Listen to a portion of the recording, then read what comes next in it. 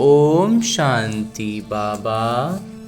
आज 25 मई 2024 की मुरली है। बाबा कह रहे, मीठे बच्चे, बाबा आए हैं तुम्हें सिविल चक्षु देने। तुम्हें ज्ञान का तीसरा नेत्र मिला है, इसलिए ये आंखें कभी भी क्रिमिनल नहीं होनी चाहिए।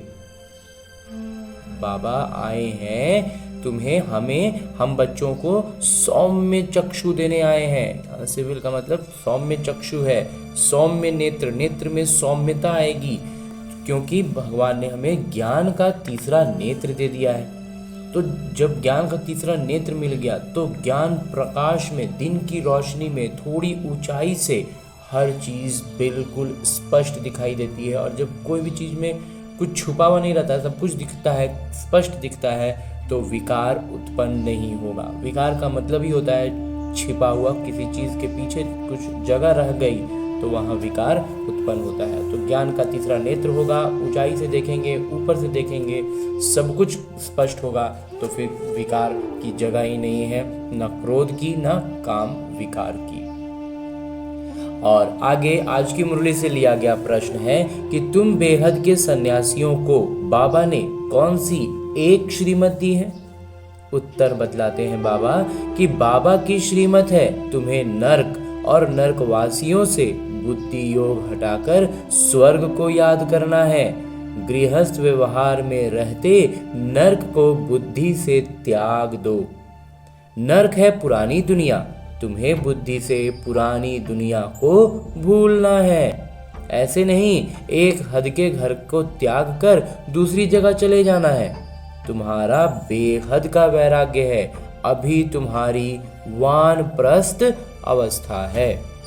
सब कुछ छोड़कर घर जाना, इस लौकिक दुनिया का कुछ भी लेकर नहीं जाना है, और न ही पुराने स्वभाव संस्कार लेकर जाने, बिल्कुल दैवी स्वभाव लेकर जाना है। बाबा ने 2-4 दिन पहले मुरली में कहा था ना, सारे संस्कार यहीं से बदल कर जाने हैं। ओम शांति। शिव भगवान उवाच, और कोई का नाम नहीं लिया, इनका ब्रह्मा नाम भी नहीं लिया। पतित पावन वो पिता हैं, तो जरूर वो यहाँ आएंगे पतितों को पावन बनाने के लिए। पावन बनाने की युक्ति भी यही बताते हैं। शिव भगवान उवाच है ना, न कि श्री कृष्ण भगवान उवाच है। ये तो जरूर समझाना चाहिए। जब बैज लगा हुआ है, रचयिता और रचना के आदि मध्य अंत का सारा ज्ञान, सारा राज यहाँ इस बैज में दिखाया हुआ है। ये बैज कोई कम नहीं है, इशारे की बात है। तुम सब नंबरवार पुरुषार्थ अनुसार आस्तिक हो, क्रमशः जरूर कहेंगे, क्योंकि हर बच्चे की स्थिति अलग है।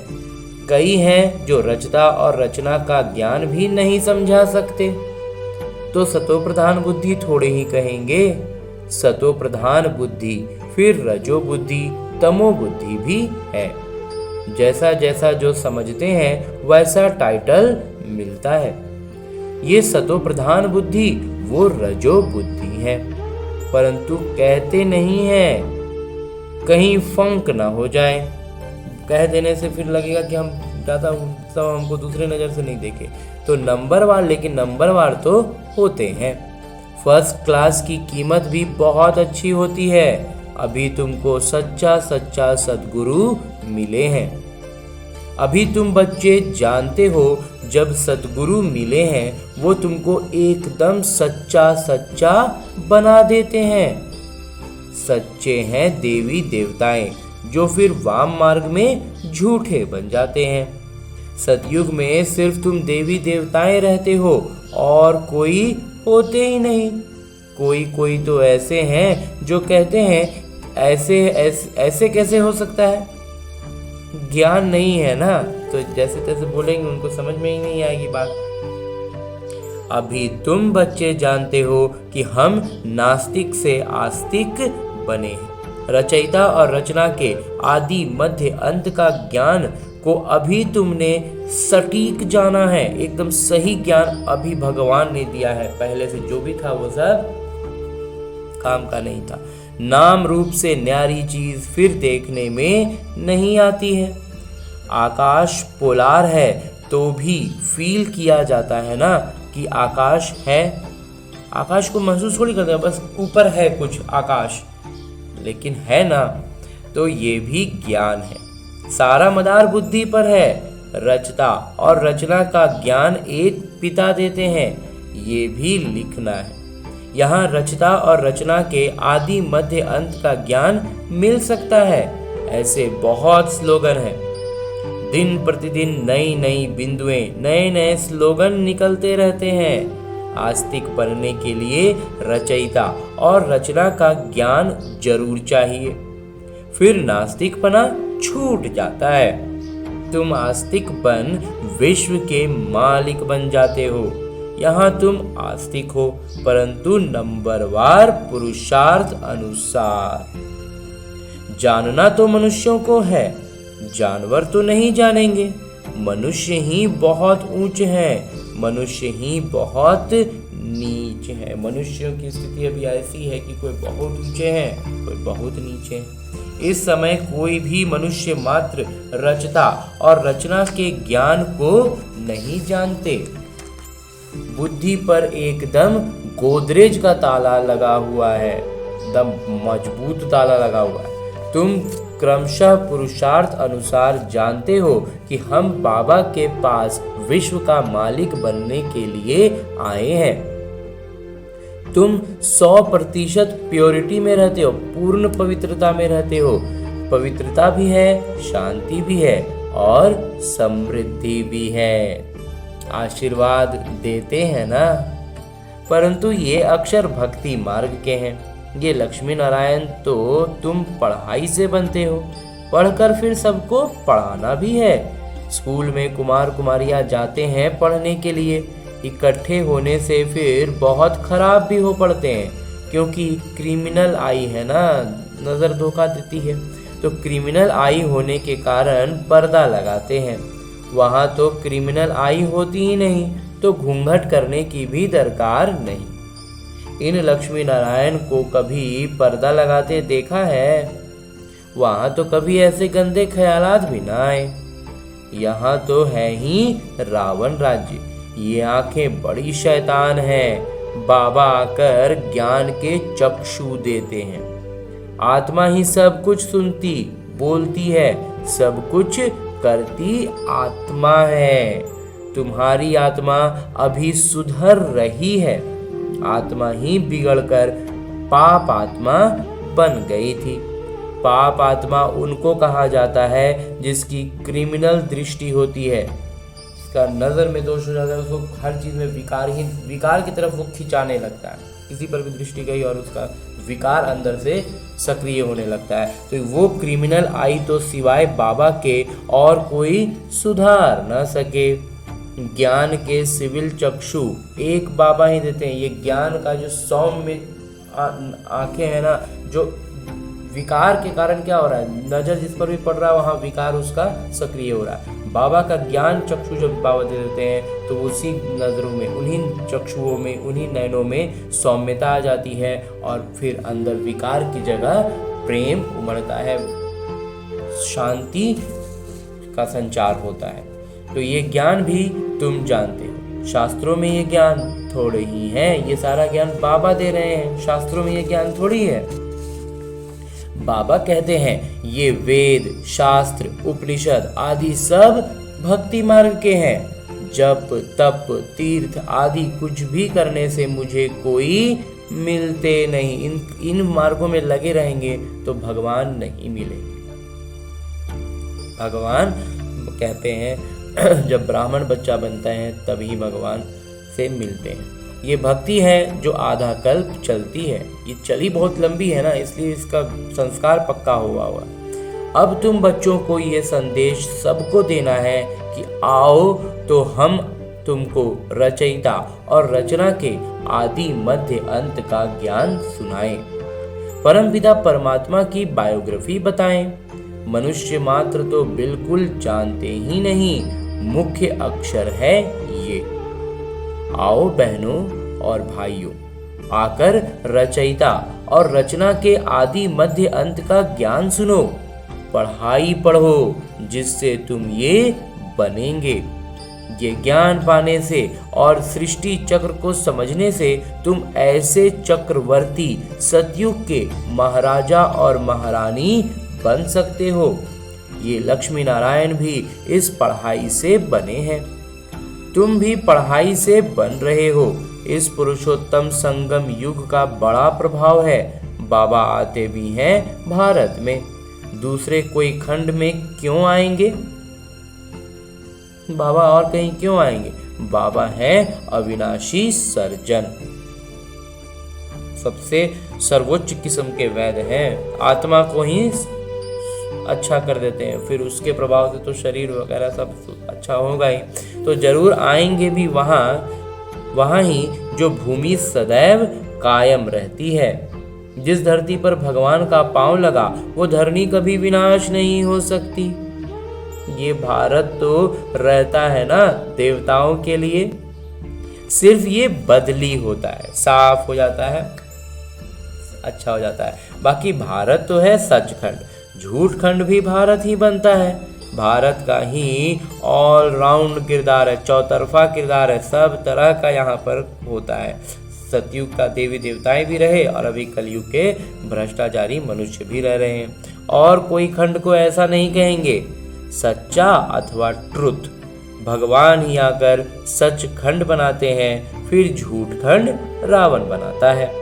फिर सच की रत्ती भी नहीं रहती, इसलिए गुरु भी सच्चे नहीं मिलते। जब रावण का पूरा राज्य हो जाता है तब बाबा कहते हैं सच का रत्ती भी नहीं रहता, इसलिए गुरु भी सच्चे नहीं मिलते। वो सन्यासी और अनुयायी गृहस्थी, तो उनको फॉलोअर्स कैसे कहेंगे? तो उनका वो अनुयायी कैसे हुआ जब उनका जो गुरु है वो सन्यासी है और उसका जो अनुयायी है वो गृहस्थी है?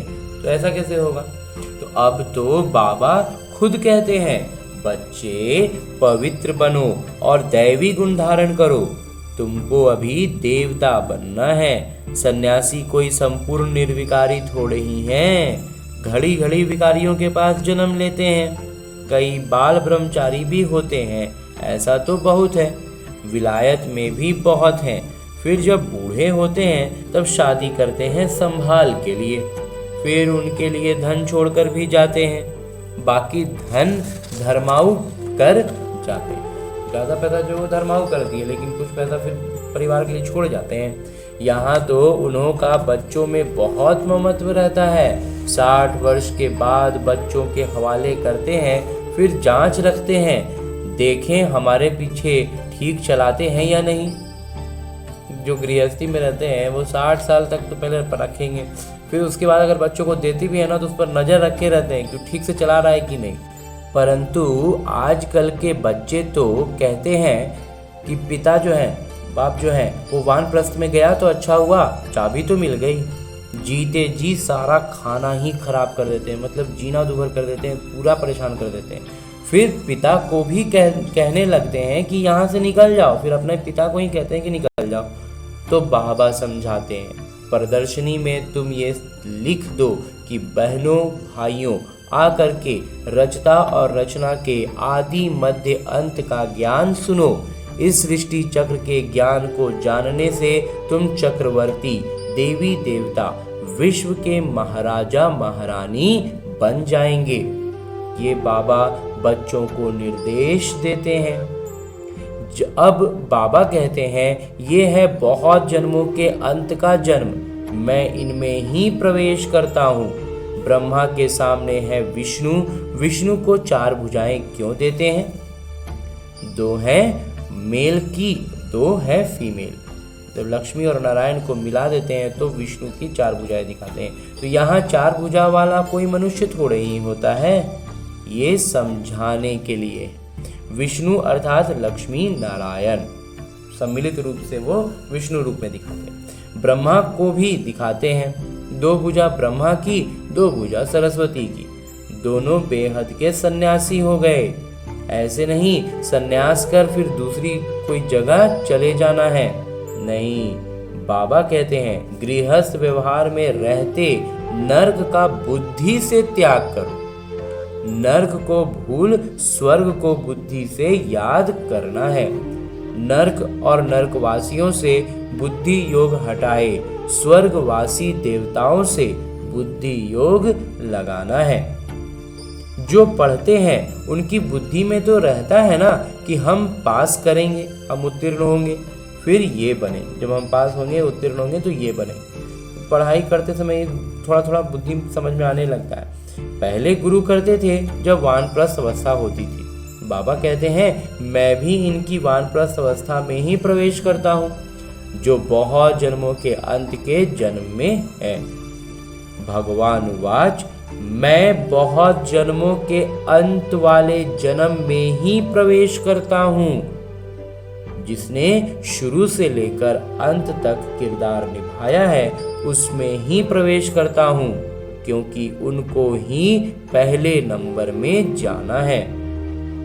ब्रह्मा सो विष्णु, विष्णु सो ब्रह्मा, दोनों की 4 भुजाएं देते हैं।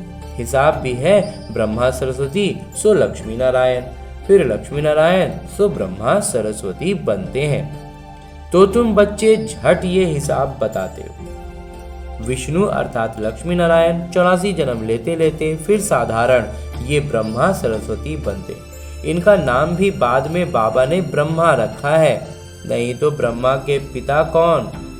जरूर कहेंगे शिव बाबा। कैसे रचा? गोद लिया। बाबा कहते हैं मैं इनमें प्रवेश करता हूँ तो लिखना चाहिए शिव भगवान उवाच। मैं ब्रह्मा में प्रवेश करता हूँ जो अपने जन्मों को ही नहीं जानते हैं। बहुत जन्मों के अंत के भी अंत में मैं प्रवेश करता हूँ, वो भी जब वानप्रस्थ अवस्था होती है तब आता हूँ, और जब दुनिया पुरानी पतित होती है तब मैं आता हूँ। कितना सहज बताते हैं बाबा। पहले 60 वर्ष में गुरु करते थे, अभी तो जन्म से ही गुरु करा देते हैं। ये सीखे हैं इन क्रिश्चियन से। अरे छोटेपन में गुरु कराने की क्या दरकार? समझते हैं छोटेपन में मरेंगे तो सदगति को पालेंगे। बाबा समझाते हैं यहाँ तो कोई सदगति हो ना सके। अभी बाबा तुमको कितना सहज समझाते और ऊंच बनाते हैं। भक्ति में तो तुम सीढ़ी से उतरते आए हो। रावण राज्य है ना, विकारी दुनिया शुरू होती है। गुरु तो सबने किया है, ये खुद भी कहते हैं हमने गुरु बहुत किए। ब्रह्मा बाबा ने खुद के गुरु किए थे। तो भगवान जो सबकी सदगति करते हैं उनको जानते ही नहीं, और भगवान को ही नहीं जानते। गुरु के पीछे लगे हैं और भगवान को ठीक से जान ही नहीं रहे। भक्ति की भी बहुत बड़ी जंजीरें हैं, बहुत कड़ी जंजीरें बन पड़ी हैं। जंजीरें कोई मोटी होती हैं, कोई पतली होती हैं। कोई भारी चीज उठाते हैं तो कितनी मोटी जंजीर से बांध कर उठाते हैं। इनमें भी ऐसे हैं। कोई तो झट आकर तुम्हारी सुनेंगे, अच्छी रीति पढ़ेंगे, कोई समझते ही नहीं। नंबरवार माला के दाने बनते हैं। मनुष्य भक्ति मार्ग में माला सिमरते हैं, ज्ञान कुछ भी नहीं है। गुरु ने कहा माला फेरते रहो, बस राम राम की धुनी लगा देते हैं। जैसे बाजा बजता है, आवाज बड़ा मीठा लगता है, बस राम राम हो रहा है तो लग रहा है बड़ा अच्छा लग रहा है, लेकिन वो बस आवाज मीठा है, बाकी जानते कुछ भी नहीं। राम किसको कहा जाता है, श्री कृष्ण किसको कहा जाता है, कब आते हैं, कुछ भी जानते नहीं। श्री कृष्ण को भी द्वापर में ले गए हैं। ये किसने सिखाया? गुरुओं ने। श्री कृष्ण द्वापर में आए तो बाद में कलयुग आ गया। जब बहुत साधारण सी बात है, जब कृष्ण अगर भगवान आए वो अवतरित हुए तो उनके आने के बाद दुनिया और अच्छा होगा कि और कलयुग आ जाएगा, तो तमो प्रधान बन गए। बाबा कहते हैं मतलब भगवान आए तो कलयुग आ गया, सब तमो प्रधान हो गए, बन गए। बाबा कहते हैं मैं संगम पर ही आकर तमो प्रधान से सतो प्रधान बनाता हूँ। भगवान के आने से खराब चीज़ अच्छी होगी ना, कि अच्छी चीज़ साधारण चीज़ थी वो पूरी खराब हो जाएगी। तुम तो कितने अंध श्रद्धालु बन पड़े हो। जो भक्ति मार्ग में भी चल रहे हैं, बाबा कहते हैं वो पूरा अंधश्रद्धा में एकदम लिप्त है। बाबा समझाते हैं जो कांटे से फूल बनने वाले होंगे वो झट समझ जाएंगे, कहेंगे ये तो बिल्कुल सत्य बात है। कोई लोग अच्छी रीति समझते हैं तो तुमको कहते हैं कि तुम बहुत अच्छा समझाते हो। 84 जन्मों की कहानी भी बरोबर है। ज्ञान सागर तो एक पिता है जो आकर तुम्हें पूरा ज्ञान देते हैं। अच्छा, मीठे मीठे सिकिलते बच्चों प्रति माता पिता बाबा का याद प्यार और आशीर्वाद। रूहानी बाबा की रूहानी बच्चों को नमस्ते। हम रूहानी बच्चों की ओर से रूहानी माता पिता बाबा को याद प्यार और प्रणाम। धन्यवाद बाबा, धन्यवाद। मुरली के लिए भी धन्यवाद और इस अनूठे अलौकिक ब्राह्मण जीवन के लिए भी बहुत बहुत बहुत धन्यवाद बाबा, बहुत धन्यवाद। और आगे आज की मुरली से लिया गया वो प्रमुख बिंदु जिन्हें हमें अपने ब्राह्मण जीवन में धारण करने हैं और जीवन को श्रेष्ठ बनाना है। उनमें सबसे पहली बिंदु है कि सद्गुरु पिता की याद से बुद्धि योग को सतो प्रधान बनाना है, सच्चा बनना है, आस्तिक बनकर आस्तिक बनाने की सेवा करनी है। बाबा कहते हैं सच्चा बनना है।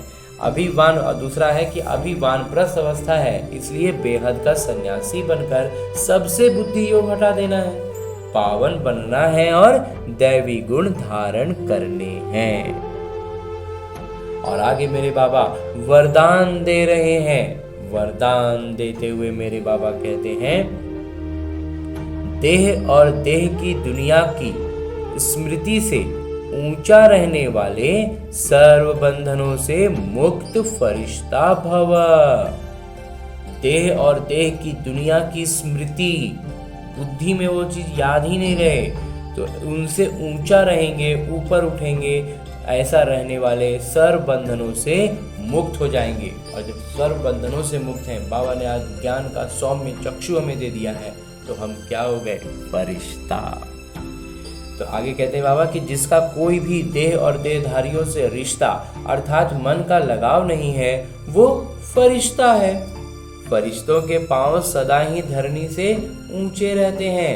धरनी से ऊंचा अर्थात देह भान की स्मृति से ऊंचा। जो देह और देह की दुनिया की स्मृति से ऊंचा रहते हैं, वही सर्व बंधनों से मुक्त फरिश्ता बनते हैं। ऐसे फरिश्ते ही डबल लाइट स्थिति का अनुभव करते हैं। वो ज्ञान प्रकाश भी उनसे झलकता है और वो विकर्मों से हल्के भी हो जाते हैं। तो डबल लाइट हो गए, कर्मों का बोझ हल्का हो गया और उनसे ज्ञान प्रकाश झलक रहा है। बाबा का ज्ञान प्रकाश भीतर भरता है और वो बाहर झलकता है। और अंत में स्लोगन है, मुरली का उपदेश है कि वाणी के साथ चलन और चेहरे से बाबा समान गुण दिखाई दें, तब प्रत्यक्षता होगी। वाणी के साथ चलन और चेहरे से बाबा समान गुण दिखाई दें, तब प्रत्यक्षता होगी। अंजी बाबा। और आज की मुरली के बाद मेरे बाबा अव्यक्त इशारे दे रहे हैं कि हर संकल्प, हर बोल में विशेषता हो, सदा सरल स्वभाव, सरल बोल, सरलता संपन्न कर्म हो, ऐसे सरल स्वरूप बनो, ऐसे सरल स्वरूप रहो। सदा एक की मत पर, एक से सर्व संबंध, एक से सर्व प्राप्ति, ऐसे एक द्वारा सदा एक रस रहने के सहज अभ्यासी रहो। ये चीज़ हमेशा अभ्यास से आएगी। इसलिए बाबा कहते हैं इसका अभ्यास करो कि कोई भी बात हुई तो मत किसका लेना है, बाबा का। संबंध किससे जोड़ के रखना है, बाबा से। सब प्राप्तियां किन से मिलेंगी, बाबा से। तो ये अभ्यास में रखना है, अपनी बुद्धि को इसका अभ्यास कराना है सदा। और जब ऐसा अभ्यास में रहने लगेंगे तो सदा खुश रहेंगे। इसलिए बाबा कहते हैं सदा खुश रहो, खुशी का खजाना बांटो। जितना खुशी बांटेंगे खुशी तो और बढ़ती है। तो खुशी की लहर सर्व में फैलाओ, यही सच्ची सेवा है। अच्छा, ओम शांति। उलझन में उलझता रह न जाए, अनमोल कहीं